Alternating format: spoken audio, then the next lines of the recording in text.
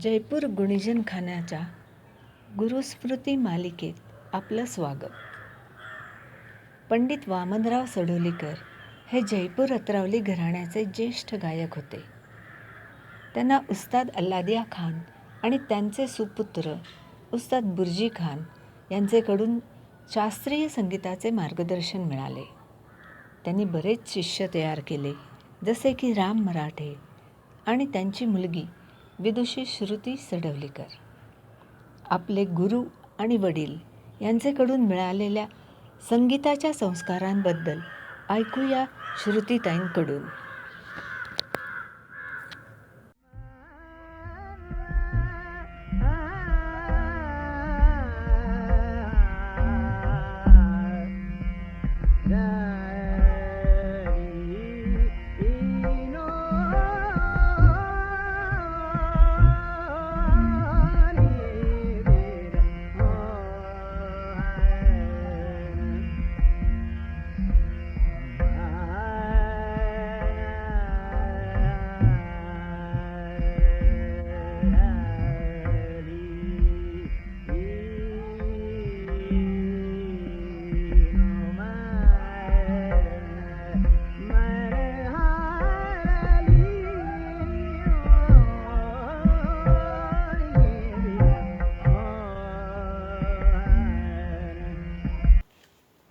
सोळा सप्टेंबर 1907 कोल्हापूर जवळच्या कोथळी गावात भाऊंचा जन्म झाला.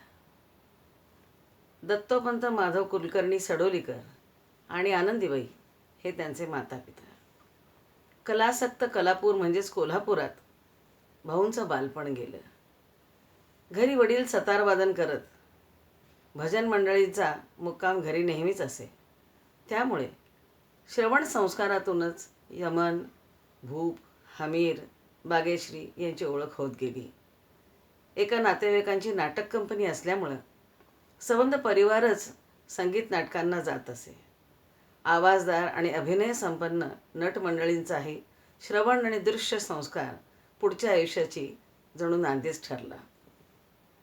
पुढे शाहू महाराजांच्या सरकारी गायन क्लासात अलंकार, पलटे आणि सोप्या बंदिशींची पायाभरणी झाली. 1920 कोल्हापुरात एका संगीत स्पर्धेमध्ये भाऊंना बक्षीस मिळालं.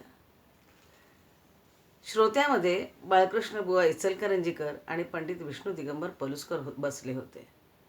भाऊंच्या आवाजाची जात ऐकून पलुसकरांनी मुंबईला गांधर्व महाविद्यालयात माझ्याकडे शिकायला येशील का असं छोट्या वामनला विचारलं. इतके दिवस सरकारी समारंभात किंवा भवानी मंडपातल्या देवळात अल्लादिया खां, भुर्जी खां यांचं गाणं ऐकून आपल्याला असं कधी गाता येईल का असं वाटूनही उपयोग काहीच नव्हता. कारण असे मोठे गवई गाणं शिकवायला गंडाबंधन समारंभामध्ये खूप मोठी रक्कम घेतात हे भाऊंना ऐकून माहीत होतं. त्यांचे वडील म्हणजे दादा भाऊंना मुंबईला घेऊन आले.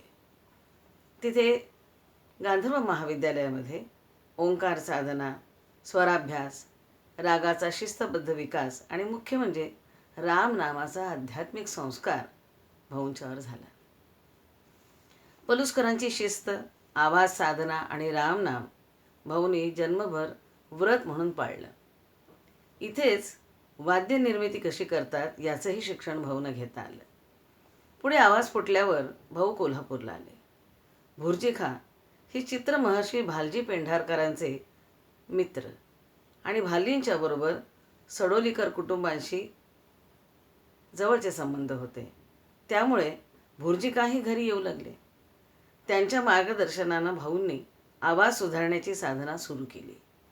भुर्जी खांना भाऊंनी अल्लादिया खाँसाहेबांचं गाणं शिकण्याची जी इच्छा होती ती कधीतरी सांगितली आणि ती तळमळ खाँसाहेबांना दिसतही होती. त्यांच्याच सांगण्यावरून भाऊंनी 1925 साली यशवंत संगीत नाटक मंडळीमध्ये प्रवेश केला. कारण उस्ताद अल्लादिया खाँसाहेब त्या कंपनीचे मालक शंकरराव सरनाईक यांना शिकवण्यासाठी म्हणजे गंडाबंधन करून शिकवण्यासाठीच कंपनीमध्ये राहणार होते.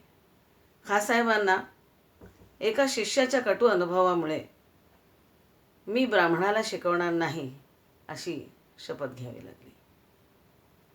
कंपनीत भाऊंना शंकररावांची भरपूर तालीम ऐकता आली. ती त्यांच्या नाट्यपदात, गायनात प्रतिबिंबित होऊ लागली. एकदा खासाहेबच भाऊंची धडपड बघून म्हणाले, मी ओळखतो तुमच्या मनात काय आहे, पण मी मजबूर आहे. तुम्ही भुर्जी खाचा गंडा बांधा, म्हणजे मग मी तुम्हाला शिकवू शकेन. 1935ला भाऊंनी कंपनी सोडली आणि ती भुर्जी खासांचा गंडा बांधला. मुंबईत त्यांच्याकडे शिक्षण सुरू झालं. तो काळ म्हणजे बोलपटांचा प्रारंभ होता. अनेक लोकांनी सिनेमा काढण्याचे प्रयत्न केले. भुर्जी खासाहेबांनी हात आजमावला. भाऊंनी सिनेमाच्या तोंड ओळखीतच ताडलं की हे क्षेत्र आपलं नाही.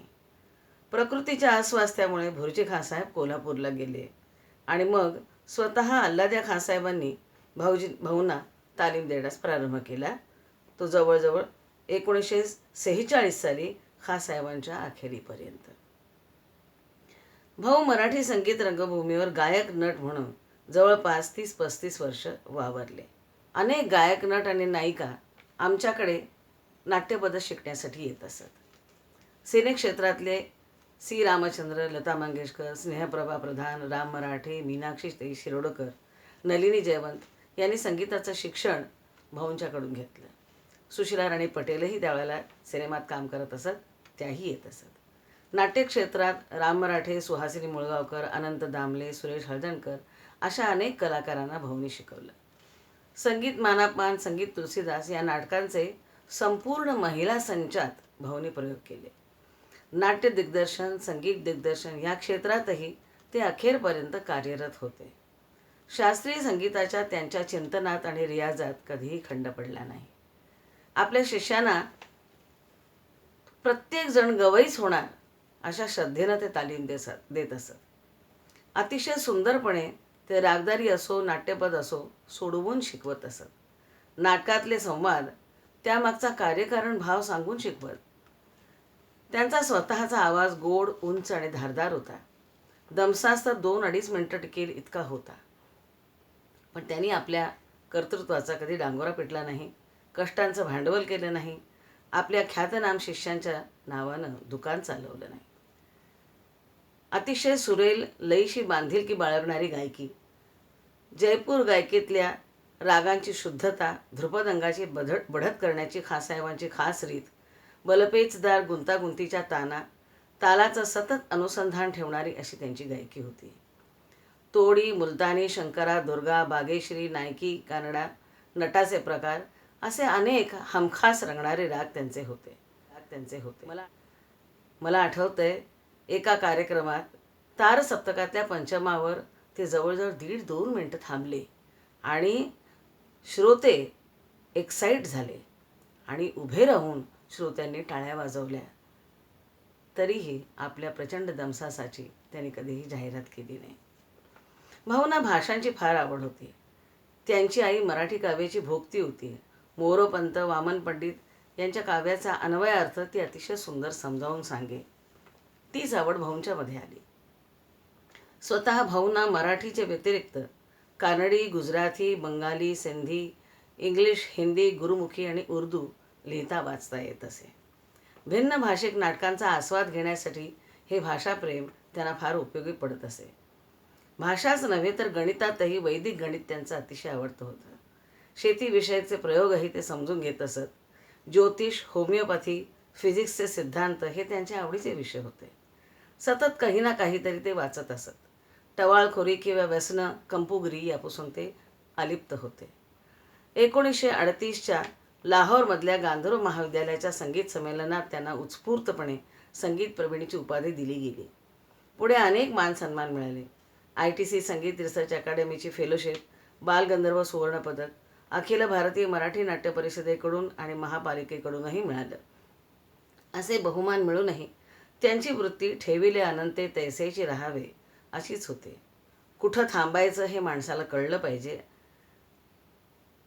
आपलं गाणं अजून ऐकावंसं वाटतंय तोपर्यंतच थांबावं, केसरबाईंच्यासारखं असं ते नेहमी म्हणत असत. आणि तेही स्वखुशीने कार्यक्रम मोजकेच करू लागले. त्यांच्या साध्या सरळ स्वभावाचा फायदा अनेकांनी घेतला. त्यांच्या ध्वनिमुद्रणापैकी काहीच आमच्याकडे नाही. पण त्यांनी तक्रार केली नाही, कारण लोकांनी ऐकायला म्हणून नेलं आणि पुन्हा कधी आणूनच दिलं नाही. त्यांनी दिलेल्या माहितीमुळं अनेक ग्रंथ लिहिले गेले, पण त्याची पोचपावती कुठेच नाही, उल्लेखही नाही, ऋणनिर्देश नाही. पण त्याचा त्यांनी विषाद मानला नाही. अगं, मी जे मिळवलं ते दिलं, विद्यार्थ्यांना तरी त्याचा फायदा होईल ना, मग झालं तर, असं म्हणून ते शांत राहिले. अशा दानशूर विद्यानिधीला माझे कोटी कोटी प्रणाम. माझे गुरु राग नायकी कानडा अतिशय सुंदर गात असत. आपण म्हणतो एखादा राग गळ्यावर चढला, तसा हा राग त्यांच्या गळ्यावर चढलेला होता. त्यांनी या रागामध्ये एक द्रुत बंदिश बांधलेली आहे, ती मी आपल्यासाठी ऐकवते.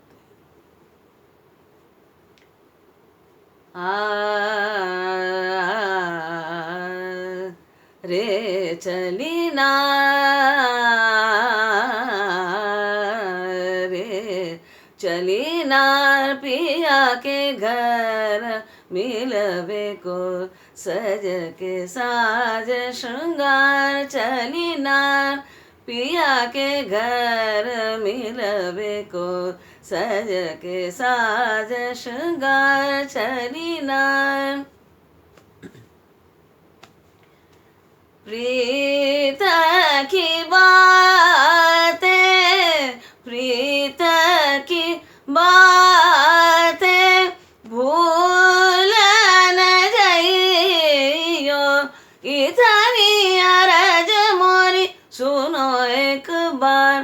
पिया के घर मिलवे को सज के साज श्रृंगार. चलीना पिया के घर मिलवे को सज के साज श्रृंगार. चलीना.